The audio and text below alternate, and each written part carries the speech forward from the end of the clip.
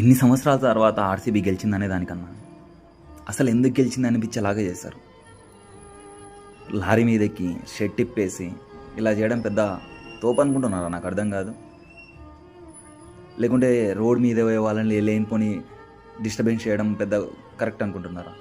మీరు ఎడ్యుకేటెడ్ పీపులా లేకుంటే road side పోయి చిల్లర వాళ్ళ? మరి ఇంత దరిద్రంగానా? మీ వల్ల పబ్లిక్కి ఎంత డ్యామేజ్ అయింది తెలుసా? 11 మంది చనిపోయారు, 50 మంది గాయాలైనాయి. లేనిపోని పబ్లిక్ ప్రాపర్టీ అంతా డ్యామేజ్ చేశారు. ఎవరు దీనికి అంత రెస్పాన్సిబిలిటీ? కర్ణాటక సీఎం 11 మంది చనిపోతే ఎందుకు అంత రాద్ధాంతం చేస్తున్నారు అన్నారు. 11 మంది ఫ్యామిలీలు రోడ్డు సైడ్ ఉన్నాయి. అర్థమవుతుందా? 50 మంది గాయాలైనాయి. కుంభమేళలో 60 మంది చనిపోయినారు అని మీరు స్టేట్మెంట్ ఇచ్చారు. బట్ వాళ్ళ సిచ్యువేషన్ ఒకసారి ఆలోచించారా? నవ్వరా రే, భార్గవ్ పోయాడ్రా.